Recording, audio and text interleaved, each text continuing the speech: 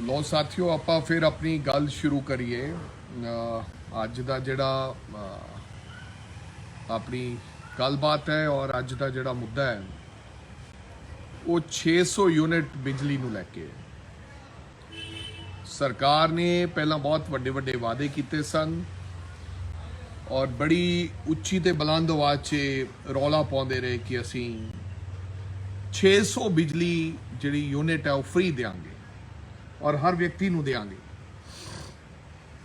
लेकिन 2 दिन पहला और नोटिफिकेशन होया है और जो गलबात सामने आई है वो बिल्कुल जो ये कहते रहे और तो उल्टा ही है। सो पहला तो मैं थोनू दस दियां कि लोगों को 600 यूनिट असी बिजली देंगे ता जो वड्डी सारी गल लगे। 400 यूनिट बिजली ਜਿਹੜੀ ਕਾਂਗਰਸ ਦੀ ਸਰਕਾਰ ਸੀ ਜਾਨੀ ਕਿ ਮਗਰਲੀ ਸਾਡੀ ਸਰਕਾਰ ਸੀਗੀ ਉਹ ਆਲਰੇਡੀ ਅਸੀਂ ਬਿਜਲੀ ਮੁਫਤ ਦਿੰਦੇ ਸਾਂ। 1 ਮਹੀਨੇ ਦੀ 200 ਯੂਨਿਟ ਦਿੰਦੇ ਸਾਂ ਤੇ 2 ਮਹੀਨਿਆਂ ਦੀ 400 ਯੂਨਿਟ ਅਸੀਂ ਬਿਜਲੀ ਜਿਹੜੀ ਹੈ ਉਹ ਗਰੀਬ ਲੋਕਾਂ ਨੂੰ ਐਸਸੀ ਬੀਸੀ ਇਹਨਾਂ तमाम ਲੋਕਾਂ ਨੂੰ ਅਸੀਂ ਉਹ ਜਿਹੜੇ ਸੁਤੰਤਰਤਾ ਸੰਗਰਾਮੀ ਇਹਨਾਂ ਲੋਕਾਂ ਨੂੰ ਅਸੀਂ ਬਿਜਲੀ ਮੁਫਤ ਦਿੰਦੇ ਸਾਂ। ਔਰ ਅਗਰ 400 ਤੋਂ ਵੱਧ ਆ ਜਾਂਦਾ ਸੀ 2 ਮਹੀਨੇ ਦਾ ਬਿੱਲ ਤਾਂ ਫਿਰ ਅਸੀਂ 400 ਕੱਟ ਕੇ ਦੂਸਰਾ ਬਿੱਲ ਉਹਨਾਂ ਤੋਂ ਲੈ ਲੈਂਦੇ ਸੀ, ਸਰਕਾਰ ਲੈਂਦੀ ਸੀ। ਲੇਕਿਨ 400 ਯੂਨਿਟ ਉਹਨਾਂ ਦੇ ਮਾਫ ਹੁੰਦੇ ਸੀ। ਨਵੀਂ ਸਰਕਾਰ ਆਈ, ਵੱਡੇ ਵੱਡੇ ਵਾਅਦੇ ਕੀਤੇ ਗਏ।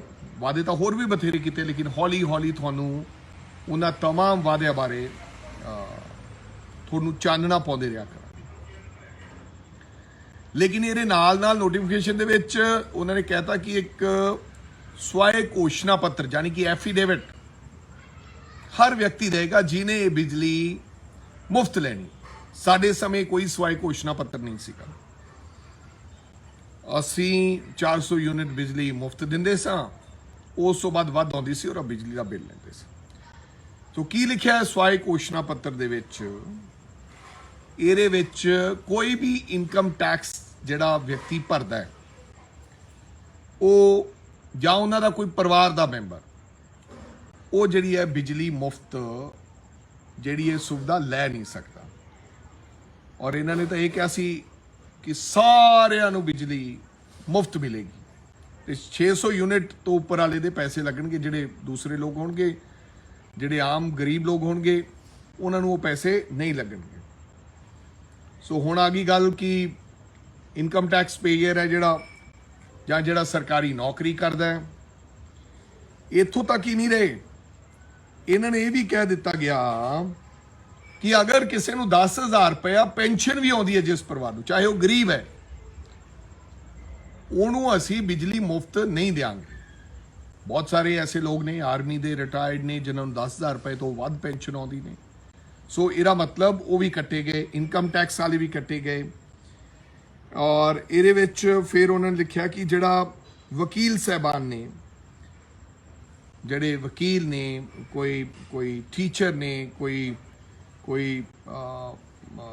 आर्कीटैक्ट ने, इंजीनियर ने, चार्टर्ड अकाउंटेंट ने, ये तमाम लोग भी इहदे विच नहीं आ सकते। भाई ये तो तुसीं कहा ही नहीं सी पहला कि असी स्पैसीफिकली असी जिहड़े टैक्स पेयर ने उन्हां वास्ते असी स्कीम लागू नहीं करांगे। तुसीं ये गल कही नहीं, तुसीं आख्या खुद चीफ मिनिस्टर ने गल कही कि असी ये जिहड़ी 600 यूनिट बिजली है ये सब वास्ते माफ है, इस तो वध बिजली बालन वाले नूं पैसे लगणगे। ना ही तुसीं ये कहा कि जिन्हों 10,000 रुपया पेंशन आउंदी है, ये तो अपनी विधान सभा च गल ही नहीं हुई, ना ही तुहाडे ये गल मैनीफेस्टो दे विच होई है।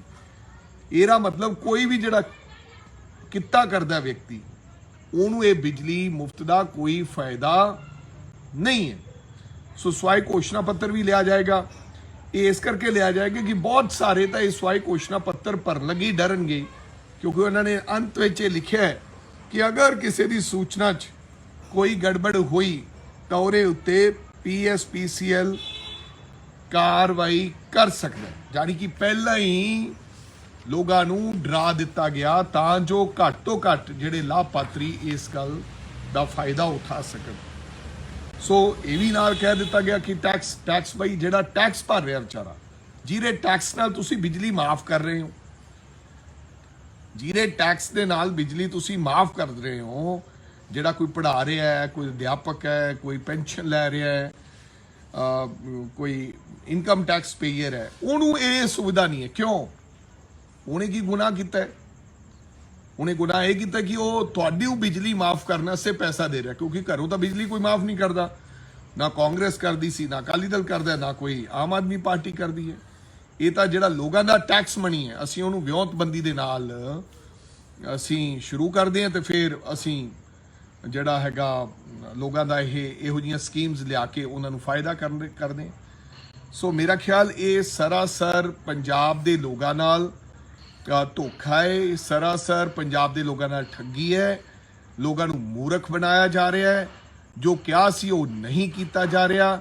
ਸਰਕਾਰ ਫੇਰ ਆਪਦਾ ਇੱਕ ਵਾਰੀ ਪੰਬਲ ਪੂਸਾ ਬਣਾ ਕੇ ਲੋਕਾਂ ਨੂੰ ਮੂਰਖ ਬਣਾ ਰਹੀ ਹੈ। ਇਸ ਤੋਂ ਚੰਗਾ ਸਾਡੀ ਬਿਲਕੁਲ ਜਿਹੜੀ ਪਹਿਲਾਂ ਸਕੀਮ ਚੱਲ ਰਹੀ ਸੀ, ਜਿਹੜੀ ਕਾਂਗਰਸ ਪਾਰਟੀ ਦੇ ਸਮੇਂ ਸੀ, ਕਿ 7 ਕਿਲੋਵਾਟ ਵਾਲੇ ਨੂੰ, ਜਾਨੀ ਕਿ ਜਿਹੜਾ ਲੋਡ 7 ਕਿਲੋਵਾਟ ਤੱਕ ਹੈ, ਉਹਨੂੰ ਅਸੀਂ 3 ਰੁਪਏ ਸਬਸਿਡੀ ਦਿੰਦੇ ਸੀ, ਜਾਨੀ ਕਿ ਸਸਤੀ ਬਿਜਲੀ ਦਿੰਦੇ ਸੀ।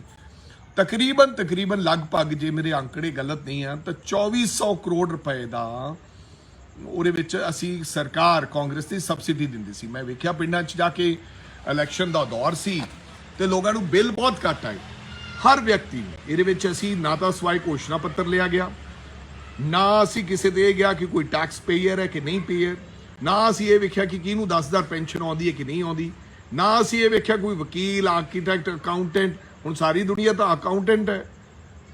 ਸੋ ਅਸੀਂ ਬਿਲਕੁਲ ਨਹੀਂ ਦੇਖਿਆ, ਬੇਸ਼ੱਕ ਉਹ ਤਕੜਾ ਹੈ, ਛੋਟਾ ਹੈ, ਵੱਡਾ ਹੈ, ਲੇਕਿਨ 7 ਕਿਲੋਵਾਟ ਵਾਲੇ ਜਿਹੜਾ ਉਦੋਂ ਉੱਪਰ ਵਾਲਾ ਉਹਨੂੰ ਬਿਲਕੁਲ ਕੋਈ ਸਬਸਿਡੀ ਨਹੀਂ ਸੀ। 7 ਕਿਲੋਵਾਟ 'ਚ ਤਕਰੀਬਨ 95-97% ਲੋਕ ਜਿਹੜੇ ਨੇ ਪਿੰਡਾਂ ਦੇ, ਸ਼ਹਿਰਾਂ ਦੇ ਉਹਦੇ ਵਿੱਚ ਆ ਜਾਂਦੇ ਸੀ, ਜਿਹੜੇ ਕਿ 7 ਕਿਲੋਵਾਟ ਲੋਡ ਤੋਂ ਘੱਟ ਸੀ, ਤੇ ਉਹਨਾਂ ਨੂੰ ਬਿਜਲੀ ਦੇ ਬਿੱਲ ਘੱਟ ਆਉਣ ਲੱਗ ਪਏ।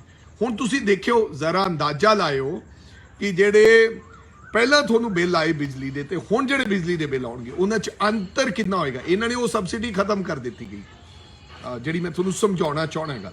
ਇਹਨਾਂ ਨੇ 2400 ਕਰੋੜ ਰੁਪਏ ਦਾ ਜਿਹੜਾ ਇਹਨਾਂ ਦੇ ਲੋਕਾਂ ਨੇ, ਆਫੀਸਰ ਸਾਹਿਬਾਨਾਂ ਨੇ ਇਹਨਾਂ ਨੂੰ ਬਣਾ ਕੇ ਦਿੱਤਾ ਕਿ ਸਾਡਾ ਤਾਂ ਫਾਇਦਾ ਹੋ ਜਾਏਗਾ ਉਲਟਾ, ਕਿ 2400 ਕਰੋੜ ਰੁਪਏ ਦੀ ਜਿਹੜੀ ਸਬਸਿਡੀ ਹੈ ਉਹ ਅਸੀਂ ਬੰਦ ਕਰ ਦਿਆਂਗੇ, ਜਿਹੜੀ ਕਾਂਗਰਸ ਦੇ ਕੇ ਗਈ ਸੀ 3 ਰੁਪਏ ਹਰ ਵਿਅਕਤੀ ਨੂੰ, ਵੱਡਾ ਛੋਟਾ, ਟੈਕਸ ਪੇਅਰ, ਜਿਹੜਾ ਵੀ ਬੰਦਾ ਜੋ ਵੀ ਕੰਮ ਕਰਦਾ, ਤੇ 1700 ਦੀ ਸਬਸਿਡੀ ਸਾਨੂੰ ਦੇਣੀ ਪਏਗੀ ਇਸ 600 ਯੂਨਿਟ ਦੇ ਨਾਲ, ਜਾਨੀ ਕਿ ਜਿਹੜਾ 200 ਯੂਨਿਟ ਐਕਸਟਰਾ ਦਿੱਤਾ ਹੈ। 200 ਹੀ ਕਹਾਂਗਾ ਮੈਂ, 400 ਤਾਂ ਅਸੀਂ ਦਿੰਦੇ ਹੀ ਸੀ। ਸੋ ਇਹਨਾਂ ਦਾ ਤਕਰੀਬਨ 500-600 ਕਰੋੜ ਰੁਪਏ ਦਾ ਉਹ ਫਾਇਦਾ ਹੋ ਰਿਹਾ ਹੈ ਉਲਟਾ। ਇਹ ਕੋਈ ਵੱਖਰੀ ਚੀਜ਼ ਨਹੀਂ ਕਰ ਰਹੇ, ਕਿਉਂਕਿ ਇਹਨਾਂ ਨੂੰ ਬੰਦੇ ਨੂੰ ਮੂਰਖ ਬਣਾਉਣਾ ਤਾਂ ਆਉਂਦਾ ਹੀ ਹੈ। ਅੱਜ ਤੁਸੀਂ ਮੁਹੱਲਾ ਕਲੀਨਿਕ ਦੀ ਵੀ ਆਪਾਂ ਗੱਲ ਕਰਾਂਗੇ ਕਿਸੇ ਦਿਨ, ਜਿਹੜੇ ਕਿ ਪਿੰਡਾਂ ਦੇ ਵਿੱਚ ਖੋਲੇ ਜਾ ਰਹੇ ਨੇ, ਵੀ ਇਹ ਕੀ ਕਰ ਰਹੇ ਨੇ ਉਹਨਾਂ ਦੇ ਵਿੱਚ। ਲੇਕਿਨ ਇਹ ਬੜੀ ਤਰੀਕੇ ਦੇ ਨਾਲ, ਬੜੇ ਸਮਾਰਟ ਤਰੀਕੇ ਦੇ ਨਾਲ ਲੋਕਾਂ ਨੂੰ ਬੇਵਕੂਫ ਬਣਾਉਣ ਵਾਲੀ ਇੱਕ ਪਾਰਟੀ ਆ ਗਈ ਹੈ, ਜਿਨ੍ਹਾਂ ਨੇ ਉਹਨਾਂ ਸਾਨੂੰ ਸ਼ਾਇਦ ਐਕਸਪੀਰੀਅੰਸ ਨਹੀਂ ਸੀਗਾ, ਅਸੀਂ 70 ਸਾਲਾਂ ਦੇ ਵਿੱਚ ਉਹਨਾਂ ਤਜਰਬਾ ਨਹੀਂ ਸੀਗਾ ਸਾਡਾ, ਜਿੰਨਾ ਇਹਨਾਂ ਨੂੰ ਦਿੱਲੀ 'ਚ 5-7 ਸਾਲਾਂ ਦੇ ਵਿੱਚ ਹੀ ਤਜਰਬਾ ਆ ਗਿਆ। ਸੋ ਦੋਸਤੋ, ਇਹ ਸਰਾਸਰ ਲੋਕਾਂ ਦੇ ਨਾਲ ਠੱਗੀ ਹੈ, ਲੋਕਾਂ ਦੇ ਨਾਲ ਧੋਖਾ ਹੈ। ਮੇਰੀ ਬੇਨਤੀ ਹੈ ਆਮ ਆਦਮੀ ਪਾਰਟੀ ਦੇ ਸਰਕਾਰ ਦੇ ਨੁਮਾਇੰਦਿਆਂ ਨੂੰ, ਤੁਸੀਂ ਵਾਅਦਾ ਕੀਤਾ ਸੀ ਕਿ ਅਸੀਂ 600 ਯੂਨਿਟ ਹਰ ਵਿਅਕਤੀ ਨੂੰ ਬਿਜਲੀ ਮੁਫਤ ਦੇਵਾਂਗੇ, ਤਾਂ ਦਿਓ। ਤੁਸੀਂ ਉਹਦੇ ਤੇ ਐਡਾ ਵੱਡਾ ਫਾਰਮ ਨਾ ਲਾਓ, ਸਵਾਏ ਘੋਸ਼ਣਾ ਪੱਤਰ ਨਾ ਲਾਓ, ਔਰ ਇਹ ਗੱਲ ਨਾ ਕਹੋ ਕਿ ਅਸੀਂ ਟੈਕਸ ਪੇਅਰ ਜਿਹੜੇ ਉਹਨਾਂ ਨੂੰ ਅਸੀਂ ਮਾਫ ਵੀ ਨਹੀਂ ਦੇਵਾਂਗੇ, ਉਹਨਾਂ ਦਾ ਪੈਸਾ ਹੈ।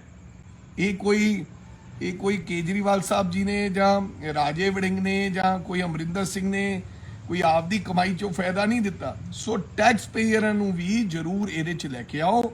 ਔਰ ਜਿਹੜੀ ਅਸੀਂ ਸਕੀਮ ਲਾਗੂ ਕੀਤੀ ਸੀ, ਬਿਲਕੁਲ ਤੁਸੀਂ 600 ਯੂਨਿਟ ਦਿਓ, ਜਿਹੜੀ ਅਸੀਂ 3 ਰੁਪਏ 7 ਕਿਲੋਵਾਟ ਵਾਲੇ ਨੂੰ ਅਸੀਂ ਕੱਟ ਦਿੰਦੇ ਸੀ, ਉਹ ਵੀ ਲਾਗੂ ਰੱਖੋ।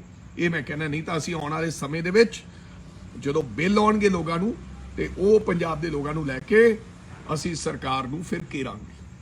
ਸੋ ਇਹੀ ਜਾਣਕਾਰੀ ਦੇਣ ਵਾਸਤੇ ਮੈਂ ਤੁਹਾਨੂੰ ਦੱਸਣਾ ਚਾਹੁੰਦਾ ਸੀ ਕਿ ਰੋਜ਼ਾਨਾ ਨਵੀਆਂ ਜਿਹੜੀਆਂ ਪੋਲਸ ਹੈਗੀਆਂ ਇਹਨਾਂ ਦੀਆਂ ਉਹ ਖੁੱਲ ਰਹੀਆਂ ਹਨ, ਕਿ ਕਿਸ ਤਰ੍ਹਾਂ ਇਹਨਾਂ ਨੇ ਲੋਕਾਂ ਨੂੰ ਝੂਠ ਮਾਰ-ਮਾਰ ਕੇ, ਗੱਪ ਮਾਰ-ਮਾਰ ਕੇ ਪੰਜਾਬ ਦੇ ਲੋਕਾਂ ਨੂੰ ਮੂਰਖ ਬਣਾਇਆ। ਸੋ ਸੁਚੇਤ ਰਹੋ, ਜਾਗਦੇ ਰਹੋ, ਕੰਨ ਖੋਲ ਕੇ ਰੱਖੋ।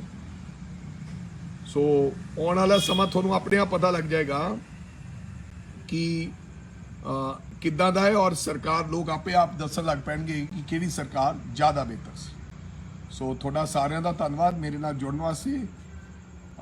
ਧੰਨਵਾਦ ਅਮਰਪ੍ਰੀਤ, ਡਟੇ ਰਵਾਂਗੇ, ਚਿੰਤਾ ਨਾ ਕਰ ਅਮਰਪ੍ਰੀਤ।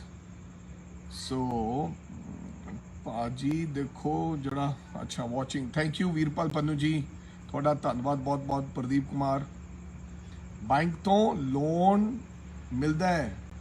ਹਾਂ ਬੈਂਕ ਤੋਂ ਲੋਨ ਮਿਲਦਾ ਹੈ ਬ੍ਰਦਰ। ਚਲੋ ਫਿਰ ਮਿਲਦੇ ਹਾਂ ਦੀਪੂ ਜੀ, ਦੀਪੂ ਬੰਗੀ ਜੀ, ਸਤਿ ਸ਼੍ਰੀ ਅਕਾਲ ਸਾਰਿਆਂ ਨੂੰ। Thank you for watching. ਮੈਨੂੰ ਤੁਸੀਂ ਸੁਣਿਆ ਪੇਸ਼ੈਂਸ ਦੇ ਨਾਲ, ਔਰ ਫਿਰ ਮੁਲਾਕਾਤ ਕਰਦੇ ਹਾਂ ਜਲਦੀ। ਧੰਨਵਾਦ। मियां मुराद अली जी, खुदा दे घर देर है अंधेर नहीं, हर समस्या का समाधान। समस्या जिवें लव मैरिज, वशीकरण, किता कराया, लॉटरी नंबर होवे या लोटो मैक्स 649। मेरे और मेरे पति के बीच में बहुत अनबन रहती थी, जिसकी वजह से मैं बहुत सारे तांत्रिकों से मिली, पर मुझे कोई समाधान नहीं मिला। उसके बाद मैं मियां मुराद अली जी से मिली, जिससे कि अब मैं अपने वैवाहिक जीवन में बहुत खुश हूँ। ਪਹਿਲਾਂ ਮੇਰਾ ਲਵ ਮੈਰਿਜ ਨੂੰ ਲੈ ਕੇ ਕੋਈ ਵੀ ਕੰਮ ਨਹੀਂ ਬਣ ਰਿਹਾ ਸੀ, ਬਹੁਤ ਜਗ੍ਹਾ ਤੇ ਧੱਕੇ ਖਾਏ। ਫਿਰ ਬਾਅਦ ਵਿੱਚ ਮੈਨੂੰ ਕਿਸੇ ਨੇ ਮੀਆਂ ਮੁਰਾਦ ਜੀ ਅਲੀ ਬਾਰੇ ਦੱਸਿਆ ਤੇ ਅੱਜ ਦੇਖੋ ਮੈਂ ਆਪਣੇ ਵਿਵਾਹਿਕ ਜੀਵਨ ਦੇ ਵਿੱਚ ਬਹੁਤ ਖੁਸ਼ ਹਾਂ। ਕਾਰੋਬਾਰ ਇੱਕਦਮ ਠੱਪ ਹੋ ਗਿਆ ਸੀ, ਅਸੀਂ ਬੜੇ ਔਖੇ ਹੋ ਗਏ। ਫਿਰ ਸਾਨੂੰ ਕਿਸੇ ਨੇ ਮੀਆਂ ਮੁਹੰਮਦ ਅਲੀ ਜੀ ਬਾਰੇ ਦੱਸਿਆ। ਉਹਨਾਂ ਨੇ ਸਾਡੀ ਸਮੱਸਿਆ ਦਾ ਚੰਗੀ ਤਰ੍ਹਾਂ ਜੜੋਂ ਨਿਪਟਾਰਾ ਕਰ ਦਿੱਤਾ। ਹੁਣ ਅਸੀਂ ਬਹੁਤ ਖੁਸ਼। ਹੁਣੇ ਕਾਲ ਕਰੋ 98 417 18786, 97 797 24075।